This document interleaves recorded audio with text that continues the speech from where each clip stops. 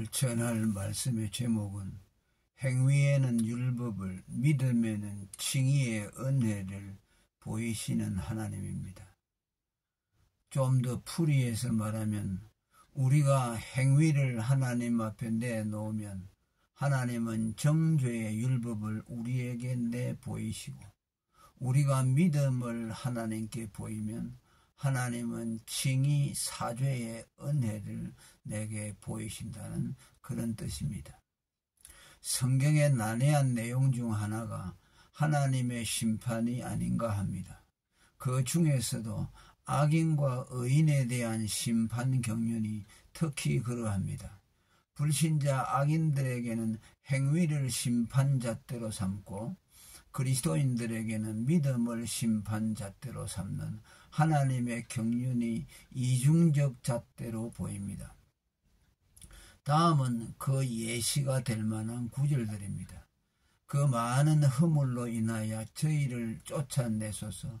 오직 주에게 피하는 자 곧 믿는 자는 다 기뻐하며 주의 보호로 인하여 영영이 기뻐 외친다. 시편 2편 10절에서 11절의 말씀입니다. 이 말씀의 뜻은 하나님이 악인들은 그들의 악한 행위를 보고 심판하시고 의인들은 믿음을 보고 구원하신다는 뜻입니다. 일견 하나님이 악인과 의인에 대해 잣대를 달리 적용하는 듯합니다. 혹자는 악인과 의인에 대한 이런 이중 잣대를 철폐하고자 믿음을 범인이 도달할 수 없는 고차원의 의행으로 굴절시킵니다. 즉 악인은 그들의 악 때문에 심판을 받고 의인은 그들의 고차원의 의로운 행위 곧 의행인 믿음으로 구원을 받는 것으로 병개시켜 의인 악인을 불문하고 행위가 유일한 심판잣대가 되게 합니다. 그리하여 믿음으로 구원받았다는 말을 고차원의 의로운 행위인 믿음으로 구원받았다로 병개시킵니다. 그러나 믿음은 말 그대로 믿음일 뿐이며 의로운 행위가 될 수 없습니다. 만일 믿음이 행위가 되면 이신칭의 교리를 비롯해 성경의 중요한 교리들이 다 훼손됩니다. 주지하듯이 믿음은 자기에게는 구원받을 만한 의가 없음을 알고 율법으로 자신을 판단하지 말 것을 하나님께 호소하며 그리스도를 붙드는 것입니다. 그리고 그 믿음이 그에게서 심판이 거두어지게 합니다. 악인에 대한 하나님의 심판 원리 역시 같습니다. 그들이 악인으로 정죄받는 것은 그들에게 용서받지 못할 흉악한 죄악이 있어서도 아니고 하나님이 그들을 엄격한 공의로 다스린 때문도 아닙니다. 그들이 자처하여 율법 아래 들어가 스스로를 정죄에 빠뜨린 것입니다. 그들은 자신들이 의가 없는 죄인임에도 그리스도 안에서 제공되는 하나님의 의를 거부하고 자기 의로 하나님께 어필하다가 율법의 정죄 아래 떨어진 것입니다. 자기 의를 하나님께 어필하는 것은 사실 하나님이 율법대로 자신의 행위를 판단해 달라는 뜻입니다. 이처럼 그들이 악인으로 정죄된 것은 율법대로 자신의 행위를 판단해 달라는 그들의 요청 그대로 하나님이 해 주신 것이므로 하나님을 탓할 계제가 못됩니다. 성경의 표현을 빌리면 믿음을 의지하지 않고 행위를 의지하므로 스스로 율법의 정죄 아래 들어가 심판의 돌에 부딪힌 것입니다. 로마서 9장 30절과 32절에 이렇게 말씀합니다. 의를 쫓지 아니한 이방인들이 의를 얻었으니 곧 믿음에서 난 의요 의의 법을 쫓아간 이스라엘은 법에 이르지 못하였으니 어찌 그리하뇨 이는 저희가 믿음에 의지하지 않고 행위에 의지함이라 부딪힐 돌에 부딪혔느니라 라고 했습니다. 악인이 지옥에 들어가는 것은 하나님이 그들을 보낸 것이 아니라 제 발로 스스로 들어간 것이다 라고 한 어느 신학자의 말을 상기하게 됩니다. 하나님의 심판에 대해 정확한 이해를 가지려면 무엇보다 악인 의인에 대한 개념 정립이 필요합니다. 흔히 생각하듯 성경은 악인을 도덕적 흉악범으로 의인을 순결무구한 무죄자로 규정하지 않습니다. 믿지 않는 자를 가장 극악한 죄로 규정하는 성경의 전제에 따른다면 악인은 불신자이고 의인은 신자입니다. 이미 여러 차례 언급했듯이 불신이 악임은 두 가지 점에서입니다. 첫째, 불신은 믿음의 근간인 하나님 아들과 그의 언약의 피와 은혜의 성령을 욕되게 하기 때문입니다. 히브리서 10장 28절과 29절, 로마서 3장 25절과 26절을 참고하시기 바랍니다. 둘째는 믿음으로 그리스도의 의를 입지 못해 그의 죄행이 낱낱이 하나님 앞에 노출되기 때문입니다. 여기선 두 번째 견해에 한정지어 생각하려고 합니다. 죄인됨과 의인됨은 그가 얼마나 순진무구하냐에 의해서가 아니라 죄의 가리움을 받았느냐 못 받았느냐로 결정된다는 뜻입니다.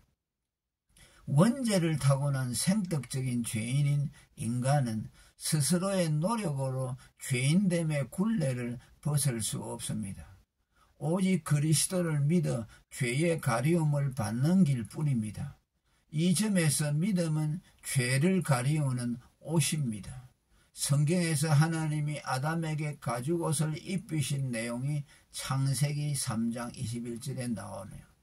왕자의 혼인잔치에서 예복 입지 않은 자가 추방되는 내용이 마태복음 22장 11절에서 14절에 나옵니다. 그리고 이신칭이 교리 등은 모두 믿음으로 죄의 가려움을 받는 것을 가르칩니다. 믿지 않는 것은 의의 예복을 입지 않는 것이기에 율법 앞에서 죄가 적나라하게 드러나 악인으로 정죄되지만 흉악한 죄인도 믿음으로 죄가 가려지면 정죄를 당치 않게 됩니다. 우리가 예수께로 가면 나는 기뻐요라는 찬송을 부르는데 이것은 그에게 피하면 죄의 가려움을 받아 정죄를 안 받기 때문입니다. 이 죄의 가려움을 성경은 복이라 명명합니다. 복의 근원 아브라함과 그의 복에 참여하는 아브라함의 후손들이 받는 복의 실제가 바로 이것입니다.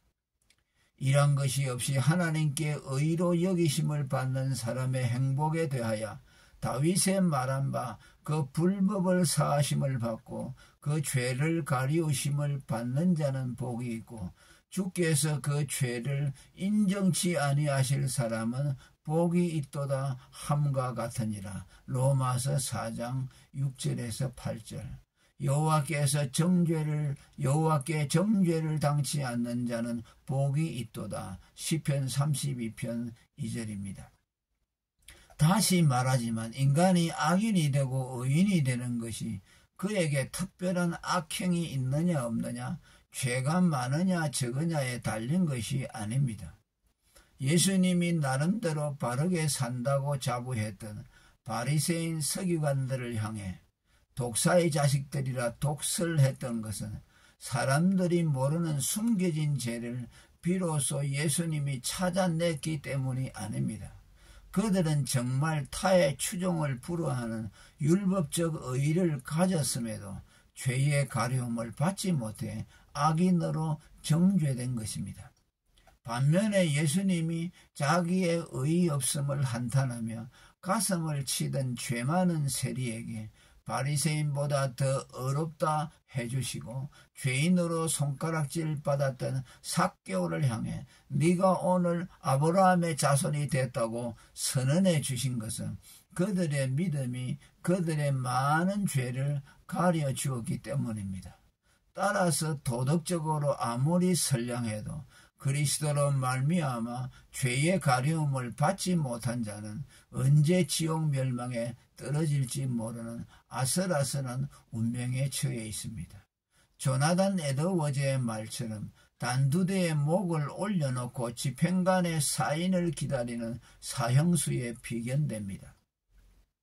하나님의 사인이 떨어지는 순간 그의 영혼은 신속히 지옥의 영벌에 떨어질 것입니다.